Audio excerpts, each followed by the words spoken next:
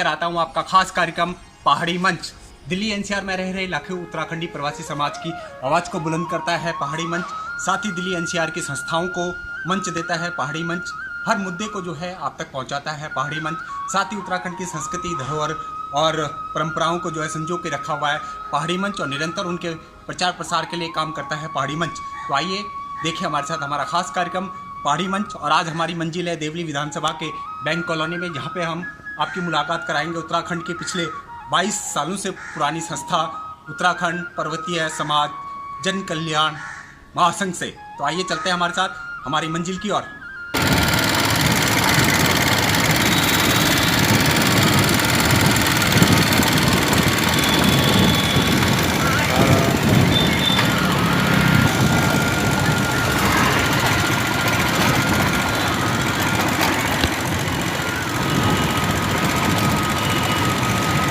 पहुंच चुके हैं अपनी मंजिल पे, और आज हमारी मंजिल है देवली विधानसभा के अंतर्गत बैंक कॉलोनी में, जहां पर स्थित है हमारे उत्तराखंड पर्वतीय समाज जन कल्याण महासंघ का ऑफिस। और आज हम जाएंगे उनके ऑफिस पे और जानेंगे उनसे कि किस तरह से उन्होंने इसकी शुरुआत करी, किस तरह से वो समाज को जोड़ रहे हैं और किस तरह से समाज उनके साथ जुड़ता हुआ नज़र आ रहा है। साथ ही जानेंगे उनसे कि आखिर उनके क्या उद्देश्य है, किस लिए उन्होंने महासंघ बनाया और जिस तरह से उनकी भागीदारी रही है। आपको बता दें महासंघ पिछले 1999 से लगातार जो है 22-23 साल हो चुके हैं उनको लगातार काम कर रही है, धरातल पे काम कर रही है। उत्तराखंड के हर मुद्दे पे उन्होंने जो है आवाज़ उठाई है, चाहे वो किरण नेगी का मुद्दा हो, चाहे गढ़वाली कुमाऊनी भाषा बोली भाषा का मुद्दा हो, चाहे गौ माता को राष्ट्र माता का मुद्दा हो। कई मुद्दे ऐसे हैं जिन पे उन्होंने लगातार अपनी प्रतिक्रिया दी है। पानी के आंदोलन में वो सक्रिय भूमिका निभाई है। साथ ही जो है उत्तराखंड समाज को एकजुट करने के लिए अपनी पहल करते हैं और उत्तरायणी मकरैनी पर्व को महापर्व घोषित करने के लिए लगातार उनकी कोशिश लगी रहती है। तो आइए चलते हैं, अभी हम जो है बैंक कॉलोनी में स्थित है। कन्हैया लाल नोटियाल जी का यहाँ पे घर है और उन्हीं के घर पे ये कार्यालय बना हुआ है समिति ने, और महासंघ के सभी सदस्य जो है यहाँ पे मौजूद हैं। उनसे जानेंगे उनके आगे के कार्यक्रम के बारे में, साथ ही उनकी संस्था के बारे में। तो आइए चलते हैं और मिलते हैं उनसे।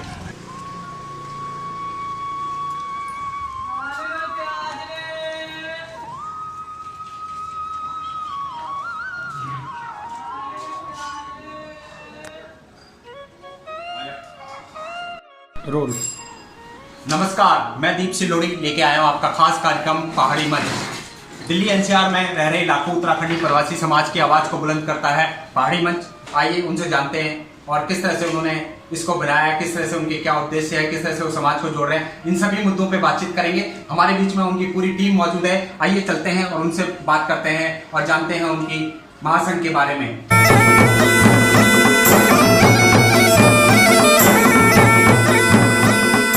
पहुंच चुके हैं बैंक कॉलोनी में, जहां पे जो है उत्तराखंड पर्वतीय समाज जन कल्याण महासंघ का कार्यालय है। और कार्यालय में आपको बता दें यहाँ पे कार्यकारिणी की हमारी पूरी टीम मौजूद है। और कार्यकारिणी में इनकी टीम में बीडी थपियाल जी जो कि एक्स प्रेसिडेंट हैं, साथ ही जो है संरक्षक हैं इस महासंघ के। साथ ही हमारे साथ कन्हैया लाल नोटियाल जी भी मौजूद हैं जो कि अभी कोऑर्डिनेटर हैं, चीफ कोऑर्डिनेटर। साथ ही हमारे पास जो है यहाँ पे उमेश सती जी हैं जो गवर्नर है, प्रवक्ता हैं महासंघ के। साथ ही हमारे साथ पूरन सिंह रावत जी हैं जो कि कोषाध्यक्ष है। साथ ही हमारे साथ कार्यकारिणी के रघुवीर सिंह कठेर जी मौजूद हैं, साथ ही एसएस रावत जी भी मौजूद है। पूरी कार्यकारिणी आप देख सकते हैं यहाँ पे मौजूद है। और इनसे जानेंगे हम कि किस तरह से उन्होंने उत्तराखंड पर्वतीय समाज जन कल्याण महासंघ बनाया, क्या उद्देश्य थे इनके, और किस तरह से ये देवली विधानसभा में समाज को एकजुट कर रहे हैं। इन सभी मुद्दों पर जो है आज पहाड़ी मंच की टीम जो है बैंक कॉलोनी में पहुंची है। आइए जानते हैं उनसे और करते हैं अपने कार्यक्रम की शुरुआत।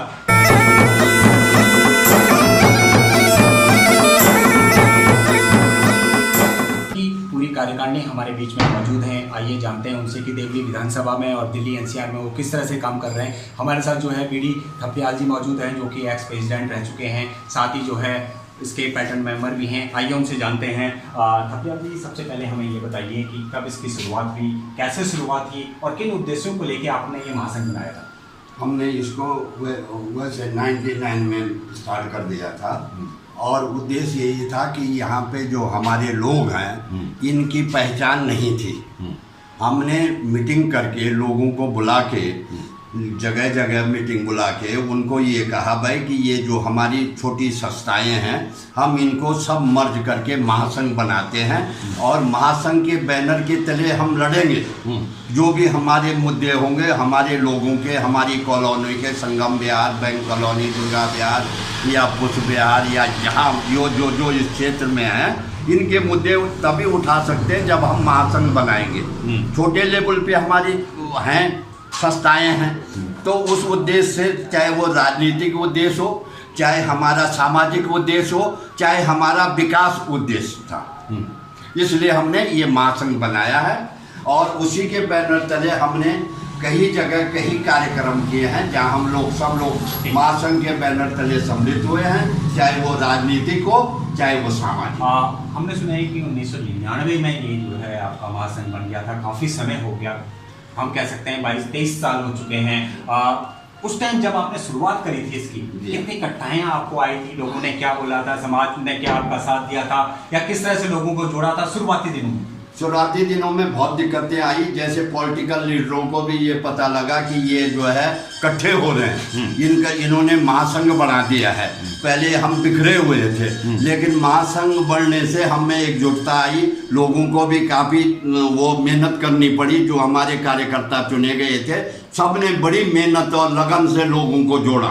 धीरे धीरे लोग, थोड़ा 1-2 कार्यक्रम हमने जब किए तो लोग धीरे धीरे जुटते गए और हमारा काम सफल होता गया। तो हम कह सकते हैं कि जो आपने एक पौधा लगाया था उस समय 1999 में, और आज जो है 2022 हो चुका है, तो क्या लगता है आपके इस सफर को आप किस तरह से देखते हैं? क्या लगता है, उम्मीद खरी? उम्मीद बहुत खरी है, लोग जुड़ रहे हैं। थोड़ा सा कुछ कोरोना की वजह से या कुछ व्यक्तिगत कठिनाइयों की वजह से थोड़ा वो होता गया, लेकिन फिर भी चलता रहा। और अभी भी हमारा उद्देश्य ये है कि हमारे को एक पहचान मिले यहाँ पे। ये नहीं कि हम जो है हर कम्युनिटी को, हर उसको जो है पॉलिटिकल लोग भी या सामाजिक लोग भी इग्नोर करते हैं। तो हमारी अगर यूनिटी होगी तो हमने नहीं देखा तो हमारे बच्चों के लिए कुछ रास्ते खुलेंगे। यानी आप कह रहे हैं कि जो आपने पौधा लगाया था आज जो है वो फूल बन चुका है और लगातार समाज की सेवा कर और निरंतर जो है इसी आगे भी सेवा करता रहेगा, बराबर सेवा करता रहेगा। लोग जुड़ रहे हैं, योगदान भी कर रहे हैं, डोनेशन भी देते हैं लोग इस कार्यक्रमों को।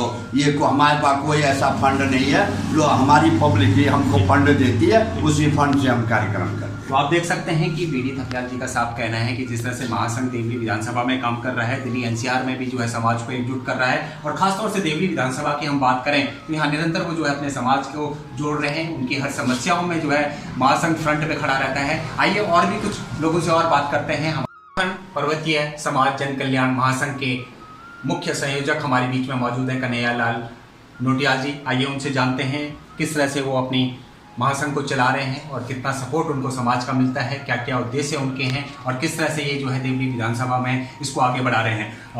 नोटियाल जी, सबसे पहले आपका स्वागत है हमारे पहाड़ी मंच में। धन्यवाद। जैसे कि ये थपलियाल जी ने बताया कि 1999 में हमारा महासंघ का उदय हुआ, जिसके पीछे हमारे चेतराम शर्मा जी का बहुत बड़ा योगदान रहा। मैं आभारी हूँ चेतराम शर्मा जी का, जिन्होंने हमें ये रास्ता दिखाया और हम इस पे बहुत अच्छे तरीके से इस पे उत्तीर्ण हुए। और जहाँ तक इस संघ का अर्थ है, इसमें हमने छोटी छोटी संस्थाओं को जोड़ा जो हमारी देवली विधानसभा में लगती हैं। जैसे दक्षिणपुरी से उस टाइम पुष्प विहार था, पुष्प विहार से तिगड़ी से Sangam Vihar, L block, K block, L first, Durga Vihar, Deoli, Raju park, Jawahar park, Krishna park और देवली। और बहुत सहयोग मिला। जब जब हमें ज़रूरत पड़ी लोगों ने हमें बहुत अपना सहयोग दिया। शुरू में हमें थोड़ा दिक्कत आई, लेकिन जैसे कि मैंने आपको बताया कि चेतराम शर्मा जी का बहुत बड़ा योगदान है, उनके बताए हुए रास्तों पे आगे चले हम, और आज भी हम उनको उसी नज़रिए से देखते हैं। वो भले ही वो हमारे बीच अस्वस्थ होने के कारण नहीं आ पाते, पर उनका आभार हमेशा रहेगा। जिस तरह से एक नई पहल की गई थी, क्योंकि दिल्ली एनसीआर में संस्थाएं काफ़ी सारी हैं, लेकिन एकजुट करने की पहल ये महासंघ द्वारा की गई, और कहीं ना कहीं क्या लगता है आपको कि जिस तरह से पर्वतीय आपकी ये महासंघ बनी, उसमें कितने लोग जो और संस्थाएं आपके साथ जुड़ी, उनका कितना कॉपरेट आपको रहा? नहीं, बहुत बहुत सहयोग रहा, क्योंकि हमारे पास छोटी छोटी संस्थाएं हैं और जब हम उनके पदाधिकारियों से मिले तो उन्होंने कहा कि संघ जो है वो हमारे लिए ज़्यादा उच्चतम रहेगा और सबका सहयोग मिला। किसी ने कोई किसी किस्म की कोई ऐसी बाधाएं उत्पन्न नहीं की। हमारे समाज के लोग बहुत बुद्धिजीवी हैं और उनका हमेशा हर तरीके से सहयोग मिला। तो क्या लगता है कि महासंघ बनाने के बाद उन संस्थाओं को आप क्या आश्वासन देते हैं, किस तरह से वो आपसे जुड़ती हैं या उनके लिए आप किस तरह से मदद के लिए हर वक्त तैयार रहते हैं? क्या आपका उद्देश्य रहा कि उन सबको जोड़ने के बाद और उनकी हर समस्याओं को हल करते हैं आप लोग? हाँ, हमारा पूरा प्रयास रहता है, क्योंकि जब छोटी छोटी संस्थाएं उस क्षेत्र के आधार पर बनती हैं, वो अपने कार्यक्रमों के लिए, अपनी सुविधाओं के लिए उन्होंने अपना संगठन बनाया, तो हम लोग पूरा प्रयास करते हैं कि उनको वहाँ पे सहयोग दें। जिस तरह से जो है आज दिल्ली में जो है लाखों की संख्या में उत्तराखंड प्रवासी समाज रहता है, कहते हैं कि 40 लाख से भी ऊपर उत्तराखंडी संस्थाएं चली गई हैं, उत्तराखंडी प्रवासी समाज रह रहा है यहाँ पे, उनकी भागीदारी भी बहुत ज़्यादा है, हर क्षेत्र में उनकी भागीदारी है, चाहे संस्कृति के क्षेत्र में लगाओ, समाज के क्षेत्र में लगाओ, चाहे राजनीति के क्षेत्र में लगाओ। तो महासंघ का क्या उद्देश्य है, किस तरह से उनको जोड़ती है, किस तरह से उनके लिए हर वक्त खड़ी रहती है, उसके बारे में? हाँ, हमारा प्रयास है, जैसे कि आपने कहा कि सामाजिक तौर पर, राजनीतिक तौर पर हमारा सहयोग हर जगह अपने लोगों के लिए खड़ा है। हम लोग तत्पर रहते हैं। जैसे कि हमारे क्षेत्र में बहन माया बिष्ट, इनको टिकट मिला भाजपा से, तो हमारे संगठन ने पूरा सहयोग किया, तन मन धन से उनके साथ लगे। लेकिन उसके बाद हमने उनके साथ कोई ऐसा वो नहीं रखा, पर हाँ, जहाँ हम उनको बुलाते थे वो हमारे को पूरा कोऑपरेट करते हैं। यानी हम कह सकते हैं कि जहाँ जहाँ उत्तराखंड समाज की बात होगी, उत्तराखंड समाज का जहाँ भी प्रतिनिधित्व होगा, महासंघ उसका पूरा साथ देता है, चाहे वो किसी भी पार्टी से हो। बिल्कुल बिल्कुल।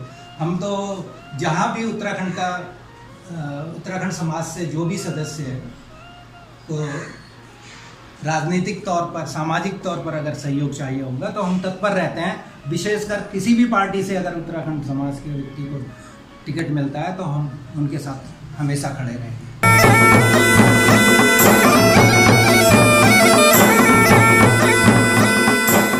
कोषाध्यक्ष पूरनचंद रावत जी भी मौजूद हैं। आइए उनसे जानते हैं कि किस तरह से वो सांस्कृतिक कार्यक्रमों के द्वारा अपने समाज को एकजुट कर रहे हैं, अपनी संस्कृति का प्रचार प्रसार कर रहे हैं और देवली विधानसभा में उनकी क्या क्या एक्टिविटी चल रही है। रावत जी, सबसे पहले आप ये बताइए किस तरह से एक्टिविटी आपकी जो है देवली विधानसभा में चल रही है और किस तरह से देखते हैं हम? धन्यवाद।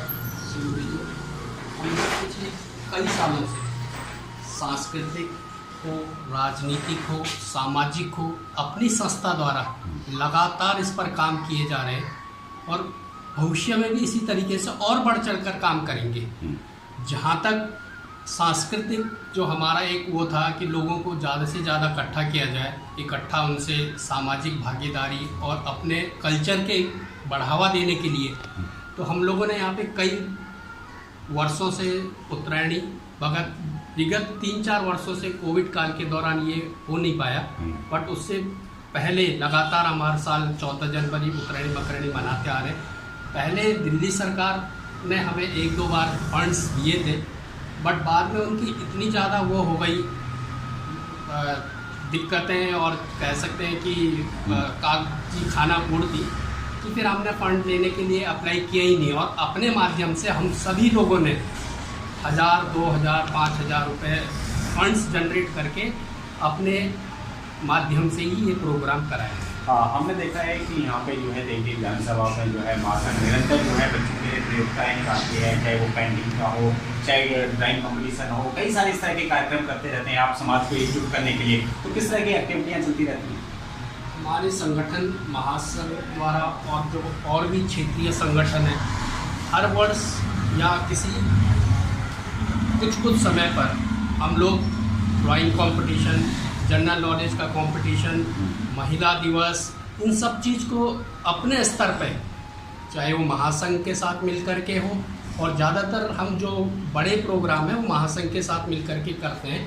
ताकि क्षेत्र में ज़्यादा से ज़्यादा लोगों की भागीदारी हो सके। हमने देखा कि आप जब सांस्कृतिक कार्यक्रम होते हैं तो क्षेत्रीय बच्चों को भी जो है प्रोत्साहित करते हैं, उनकी क्लासेस लेते हैं, उनको डांस सिखाते हैं, साथ ही उनको भी मंच देते हैं आप लोग। तो क्या लगता है कि उत्तराखंड का युवा अपनी संस्कृति के लिए कितना आगे आ रहा है और कितना जागरूक है? सिलोड़ी जी, हम पिछले कुछ प्रोग्रामों से, पिछले विगत 3-4 जो कार्यक्रम उत्तरायणी मकरैनी के हुए हैं, उसमें से अपने बच्चों को ही प्रमोट करने की कोशिश कर रहे हैं, ताकि समाज में वो ये सीख सके कि हमारी बोली भाषा और हमारा सांस्कृतिक जो विरासत थी उसको संजोए रखें। उसके लिए हम दिन रात अलग अलग जगहों पे बच्चों का प्रोग्राम करते रहते हैं और उन्हीं बच्चों से परफॉर्म मंच पे कराया जाता है। उनको फिर हम अपनी तरफ से पारितोषिक या सर्टिफिकेट संयुक्त रूप से। क्या लगता है कितना युवा जुड़ रहा है आप लोगों के साथ? और ख़ास तौर से अगर हम बात करें संस्कृति पे, सांस्कृतिक कार्यक्रमों में हमने देखा काफ़ी भीड़ होती है, लोग एकजुट होते हैं, किस तरह से देखते हैं सबको? मैं तो ये कहूँगा सिलोड़ी जी कि हम जो भी हमारे प्रोग्राम रहे सांस्कृतिक, बच्चों ने, उनके अभिभावकों ने और साथ ही साथ पड़ोसियों ने, चाहे वो उस समाज का था या नहीं था, अपनी इस विरासत को संजोए रखने के लिए तन मन और धन से साथ दिया। और मुझे लगता है कि आने वाले समय में ये और ज़्यादा अग्रसर होगा और यही हमारी शुभकामनाएं। जिस तरह से पिछले जो है 22-23 सालों का सफ़र रहा है आपके महासंघ का, किस नज़र से देखते हैं आप लोग? और क्या लगता है कि जो सफ़र आपका शुरू हुआ था वो उन कसौटियों पे खरा उतर रहा है और आगे अब आप कितने संतुष्ट हैं अपने महासंघ से? सर, मैं तो ये कहूँगा कि जब से शर्मा जी ने ये शुरू किया था और साथ में हमारे सभी ये जो महानुभाव हैं, इतना अच्छा अनुभव रहा। शुरू में थोड़ा सा कम रहा, लेकिन उसके बाद जब इसने एक अच्छा सामाजिक दायरा लोगों को लगा कि यार महासंघ के बिना थोड़ा सा छोटी संस्थाओं का वो कम होता है वेटेज, जब एक वो और संस्थाएं साथ में जुड़ती हैं तो उसकी वजह से एक अलग ही इम्पैक्ट समाज उस पर पड़ा, पूरे क्षेत्र पे भी। और कोशिश करेंगे कि अभी तक जितना हुआ है इससे इसको डबल और ट्रिपल करने की कोशिश करेंगे। कार्यकारिणी का साफ कहना है कि लगातार जो है महासंघ देवली विधानसभा में कार्य कर रहा है, यहाँ के बच्चों को जो है अपनी संस्कृति से जोड़ रहा है और निरंतर समाज के लिए काम करता रहेगा। आपको बता दें कि देवली विधानसभा में कई ऐसे उभरते हुए कलाकार हैं, जिसमें राहुल, आप जानते होंगे राहुल भट्ट एक बहुत ही बड़ा नाम है, जिसने अपने उत्तराखंड के कई गानों में हिट, वो भी संगम बिहार से है। साथ ही करण बिष्ट है एक लड़का, वो भी काफ़ी अच्छा है, गीत फिल्म से उसकी एल्बम्स निकलती हैं। साथ ही यहाँ पे भोपाल सिंह बिष्ट जी हैं, गोपाल राजा जी जो काफ़ी एक्टिव है। साथ ही जो है भरतराम मनकोटी जी भी हैं जो रामलीला के बहुत ही धुरंधर कलाकार हैं, संगम बिहार में बसे हुए हैं। और महासंघ पूरी कोशिश करता है कि उनको भी आगे मंच देने का, उनको आगे प्रोत्साहन करने का, और कई बच्चे यहाँ से आगे निकल के भी गए हैं। महासंघ की पूरी कार्यकारिणी हमारे बीच में मौजूद है। अभी हमने जो है आपको कार्यकारिणी के कई लोगों से जो है बातचीत कराई। साथ ही जो है SS रावत जी भी हमारे बीच में मौजूद हैं जो कार्यकारिणी में सदस्य हैं। रावत जी, किस तरह से देखते हैं महासंघ के सफ़र को, क्योंकि 22-23 साल हो गए आप भी जुड़े हुए हैं, किस तरह से देखते हैं? सुरेश सर, ऐसा है कि हम यहाँ पर काफ़ी साल 1999 से संस्था से जुड़े हुए हैं। जब तक हमारे यहाँ पर है कि पहले हमारी कोई भी संस्थाएं बहुत कम होती थी, तो हमने जब आपस में मिल के, जैसे नौजान जी ने बोला है कि श्री चिराम शर्मा जी ने हमारे लिए इस संस्था को जो है कि उन्होंने इसका हमारे लिए बनाया था, हम इसको अच्छी तरह से कर रहे हैं और अच्छी तरह से इसको निभा रहे हैं आगे से। क्या लगता है कि समाज एकजुट हो रहा है, समाज जुड़ रहा है? जुड़ रहा है, सब जुड़ रहा है, समाज काफ़ी जुड़ रही है, एकजुट काफ़ी हो रहा है। और क्या कहना चाहेंगे और भी लोगों को कि ज़्यादा से ज़्यादा महासंघ से लोग जुड़े? हाँ बिल्कुल, आप सभी लोगों को यही कहते हैं कि ज़्यादा से ज़्यादा जुड़े से, और कोशिश भी कर रहे हैं हम इसको ज़्यादा से ज़्यादा जोड़ने की। साथ ही हमारे बीच में जो है और भी कार्यकारिणी के सदस्य हैं। हमारे साथ रघुवीर सिंह कठेच जी मौजूद हैं, आइए उनसे जानते हैं। कठेच जी, आप भी समिति से जुड़े हुए हैं, किस तरह से देखते हैं और आज तक के सफर को क्या याद करते हैं? धन्यवाद साहब, मैं रघुवीर सिंह कठेच बोल रहा हूँ। तो इसलिए हम तो घर घर जाके भी मेंबर, मतलब नोडियाल जी के साथ भी कोई भी कार्यक्रम करना हो तो ये हमें लेके चलते हैं साथ में। मुझे तो जरूर बुलाते हैं, ऐसी बात नहीं है, पर हम भी जहाँ भी है, रात को भी हैं, दिन में भी कहीं भी चले जाएंगे, जो भी मेंबर जोड़ने होंगे हम सब जोड़ते हैं, अपनी तरफ से पूरी कोशिश करते हैं। क्या लगता है कि समाज जुड़ता है, समाज आपके कार्यों को देखते हुए आपसे जुड़ता है, और क्या उम्मीदें करता है समाज? हमारे काम को देखते हुए समाज के जो लोग हैं सारे, मतलब जैसे हम लोग हैं तो सारे एक्टिव हो जाते हैं, हम साथ चलते हैं, उनके साथ साथ हम भी चलते हैं। महासंघ की कितनी ज़रूरत है आपको लगता है, क्योंकि देवली विधानसभा में आप लोगों ने बनाया, सारी संस्थाएं एकजुट हुई हैं इसके साथ, कितना फ़ायदा मिलता है एकजुट होने में? एकजुट होने पे सर बहुत फायदा मिलता है। सारे लोग अगर जुट होके चलते हैं तो सारे कार्य का जितने भी कार्य होते हैं सारे आराम से हो जाते हैं। अगर 10 आदमी भी हम कहीं भी जाते हैं, मेंबर बिजली के दफ्तर हो या पानी के दफ्तर हो, तो हमारा काम जो है सॉल्व हो जाता है। यानी महासंघ जो है आपकी आवाज़ को निरंतर उठाता रहता है और देवली विधानसभा में एकजुट होकर समाज के साथ खड़ा है। बिल्कुल सर। तो आपने देखा कि कार्यकारिणी के सभी सदस्यों का कहना है कि महासंघ जो है पूरी तरह से धरातल पे काम कर रहा है, समाज के लिए काम कर रहा है और साथ ही राजनीतिक, सामाजिक और सांस्कृतिक क्षेत्र में जो है अपनी प्रतिभागिता को, अपनी भागीदारी को पूरी तरह से निभा रहा है।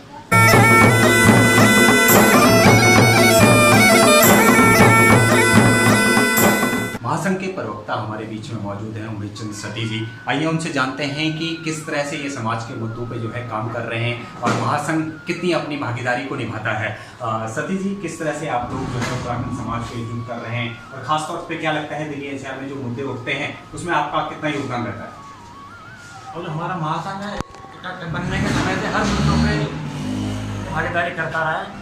और शुरू में किरण नेगी वाला मुद्दा हो और चाहे अन्ना हजारे जी वाला मुद्दा हो और चाहे क्षेत्र के पानी के विषय का मुद्दा हो, चाहे गढ़वाली कुमाऊनी के लाते का मुद्दा हो और चाहे हमारे समाज के किसी व्यक्ति की वो हत्या हो और समाज को एकजुट करने का विषय हो, हमारा महासंघ हर मुद्दे पर आगे बढ़ चढ़ कर सक्रिय रूप से योगदान करता है। जिस तरह से हमने देखा है कि महासंघ जो है देवली विधानसभा में खासतौर से लोगों को एकजुट कर रहा है, क्या लगता है कि कितना सफल हो पाया है अपने ये 23 साल के सफर में? प्रारंभ से रही हैं और अभी भी हम जब कार्य में हम पूरी तरह से लगे हुए हैं। ये बात अवश्य है कि हम अपने जिस कार्य को शुरू किया था वो उसके मुकाम तक नहीं पहुंच पाए हैं। उस वहाँ तक नहीं पहुंचने की कई वजह हो सकती हैं, लेकिन उन वजहों के बावजूद भी आज भी हमारा महासंघ उत्तराखंड समाज को एकजुट करने के लिए सक्रिय रूप से क्षेत्र में लगा हुआ है। हम क्या कह सकते हैं कि महासंघ में कौन कौन सी संस्थाएं यहाँ की जुड़ी हुई हैं, अगर उनके नाम आप बता दें? महासंघ में क्या हमारे ब्लॉक L-पट में उत्तराखंड संगम समाज संगठन है और ब्लॉक F3 में क्या उत्तराखंड भ्रातृ समिति है और बैंक कॉलोनी में RW का उत्तराखंड समाज का है और दुर्गा विहार में उत्तराखंड समाज की संध्या है और के साथ ही कई ऐसे समूह और गुट हैं जो किसी संध्या उन्होंने नहीं बनाई है, लेकिन उसके बावजूद भी हमारी हर गतिविधियों में उनका सक्रिय हमको सहयोग मिलता रहा है। हमने देखा है कि संगम बिहार में जब किसी उत्तराखंड समाज पे आपदा आती है या किसी पे कोई दिक्कत आती है, आप लोग जो है पूरा उसका समर्थन करते हैं, पूरा उसका साथ देते हैं। क्या लगता है कि आप लोगों के दिलों पे जो है अपनी एक पहचान बना चुके हैं या महासंघ अभी और आगे उसको काम करना है जिससे कि और भी ज़्यादा लोग जुड़ सकें? जो हमारा क्षेत्र है, हमारे क्षेत्र के अंदर जो भी किसी उत्तराखंड समाज के व्यक्ति पर आपदा आती है, हम उस आपदा में हमेशा से ही फ्रंट पे आके अपना योगदान देते रहे हैं। हमने कभी ये नहीं सोचा कि हम काम कर रहे हैं, लोगों के लिए लड़ रहे हैं तो बदले में वो भी हमें सपोर्ट करें, सहयोग करें। हमारी ऐसी मंशा नहीं रही कि वो भी करें। हम अपना कर्म कर रहे हैं, पूरे दिल से कर रहे हैं और पूरे जी जान से कर रहे हैं और साथ में उम्मीद रखते हैं कि हमारी गतिविधियों को जो पूरा समाज देख रहा है वो उसमें हमारे कार्यक्रमों में, गतिविधियों में वो अपना योगदान देता रहेगा। जिस तरह से आप लोग जो है दिल्ली एनसीआर में रह रहे उत्तराखंडी समाज के हर मुद्दे पे अपनी भागीदारी निभाते हैं, चाहे वो किरण नेगी का हो, चाहे गढ़वाली बोली भाषा का हो, चाहे गौ माता को राष्ट्रमाता का मुहिम हो, चाहे पानी के लिए आप आंदोलन छेड़ रहे हो, चाहे आप कई सारे इस तरह के मुद्दे हैं संस्कृति को लेकर उत्तराखंडी मखरैनी को जो है वहाँ पर घोषित करने के लिए। तो क्या लगता है आप दिल्ली एनसीआर की जितनी भी संस्थाएं उनके साथ खड़े हैं और जब इस तरह के उत्तराखंड समाज पे कोई भी बात आती है तो आप भी उनका साथ देंगे? आपने देखा होगा कि दिल्ली के अंदर जो भी हमारे उत्तराखंड समाज की जो भी गतिविधियां हैं, मुद्दे हैं, आंदोलन है, हमारा महासंघ इस क्षेत्र में सभी संस्थाओं के साथ तालमेल बनाकर उन मुद्दों पे बिल्कुल सामने आके अपना योगदान देता रहा है।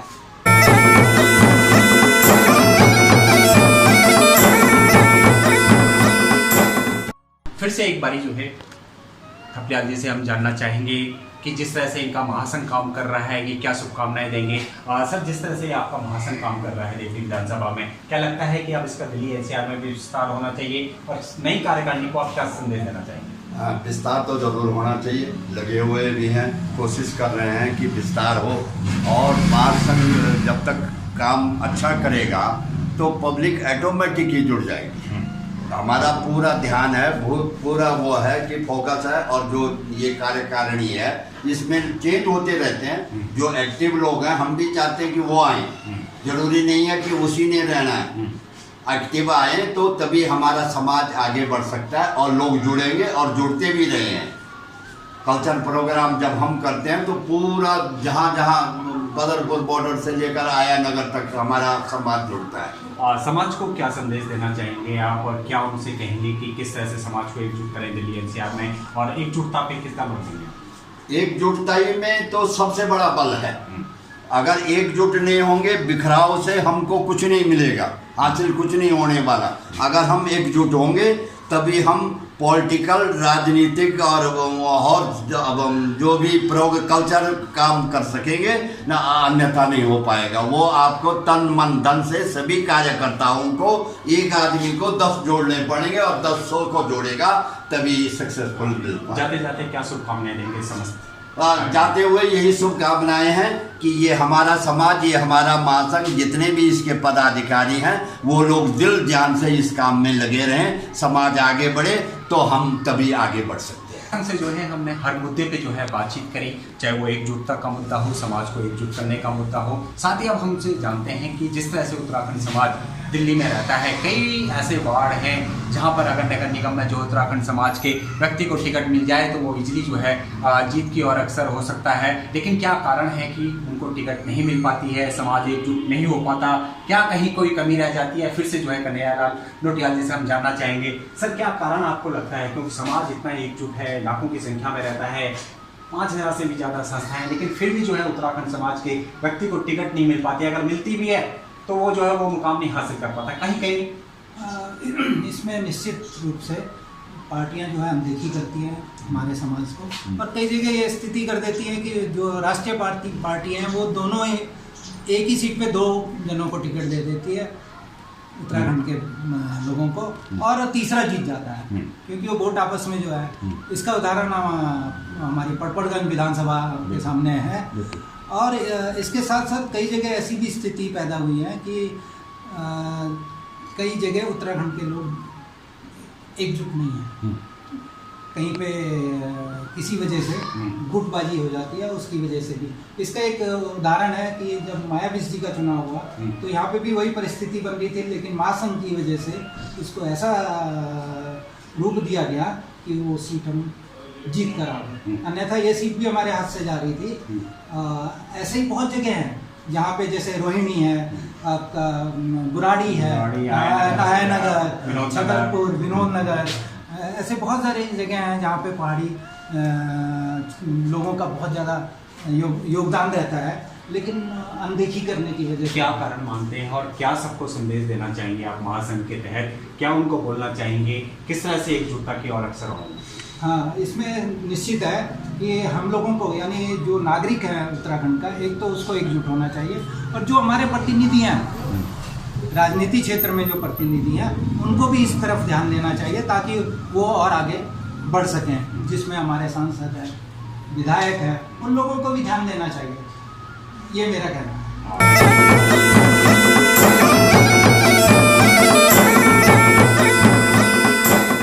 जाते जाते हम जानना चाहेंगे समस्त कार्यकारिणी से कि आगे की क्या रणनीति रहेगी, किस तरह से वो समाज को एकजुट करेंगे और आगे उनका क्या विजन है। रावत जी, किस तरह से देखते हैं अब आगे क्या? आगे भी जो है कभी समाज को आगे बढ़ाते रहेंगे और अपना योगदान पूरा देंगे इसमें, और सारे संस्था को जगह जगह खर्च करने की कोशिश करेंगे, क्योंकि आज तक हम लोग सर्विस पे थे, इसके बाद और पूरा फ्री है तो सभी संस्था को और आगे बढ़ाएंगे।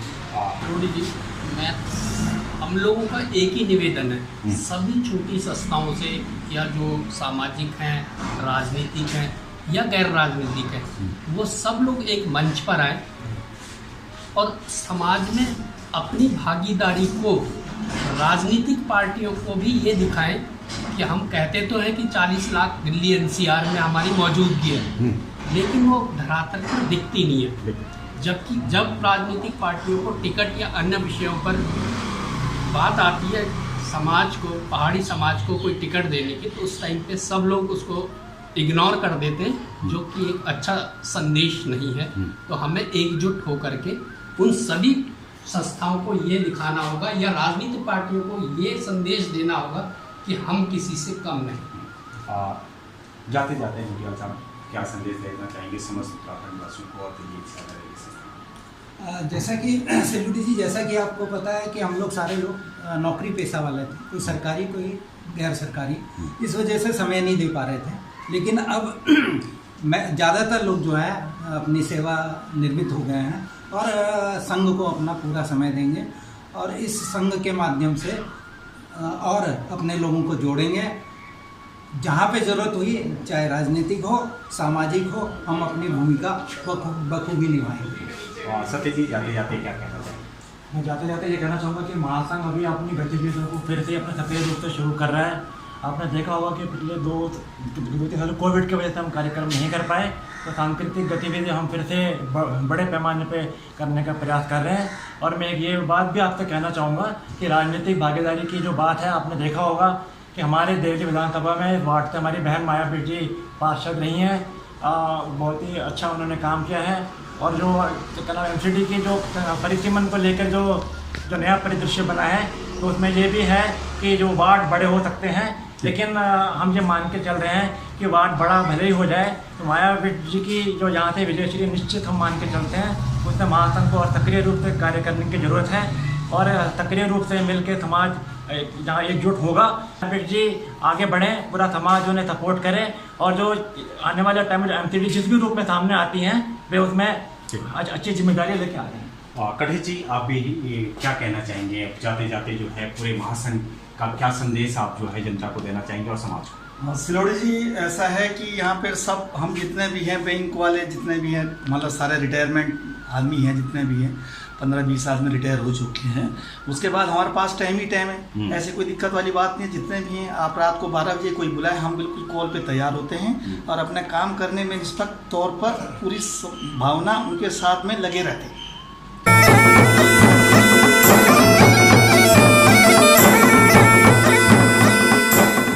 उत्तराखंड समाज एकजुटता की और अक्सर हो रहा है दिल्ली NCR में, उनको भी बड़ा गर्व होता है जिस तरह से उत्तराखंड के हमारे जनप्रतिनिधि अच्छा काम कर रहे हैं दिल्ली NCR में, चाहे वो माया बिष्ट हो, चाहे तुलसी जोशी जी हो, चाहे आपके वीर सिंह पंवार जी हो, चाहे सारे ऐसे नाम हैं जो अच्छा काम कर रही हैं। समाज निरंतर उनका साथ देता रहेगा और आगे भी जब जब जरूरत पड़ेगी महासंघ जो है पूरी तरह से उनके साथ खड़ा है और निरंतर कार्य करता रहेगा। उत्तराखंड समाज को एकजुट करता रहेगा, अपनी बोली भाषा के लिए काम करता रहेगा और कोशिश करेगा कि उत्तराखंड समाज को जो है ज़्यादा से ज़्यादा जो है महासंघ में जोड़ के उनकी एकजुटता और एकमुटता को जो है आगे बढ़ाने में काम करेगा।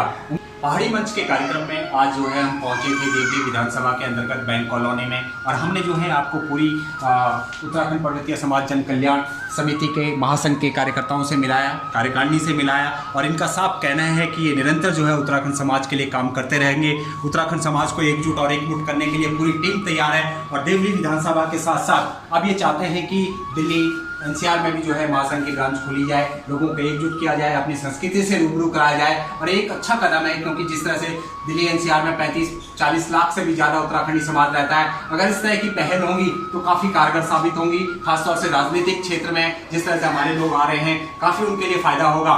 उम्मीद करते हैं कि आज आपने महासंघ के बारे में बात सुनी होगी, महासंघ के कार्यों के बारे में आपको जानकारी मिली होगी। अगले कार्यक्रम में फिर हम किसी और समिति से या किसी और उत्तराखंड के गणमान्य व्यक्ति से जो है आपकी बातचीत कराएंगे। मेरे सहयोगी मनोज कोठारी और दीप सिलोड़ी को दीजिए इजाजत।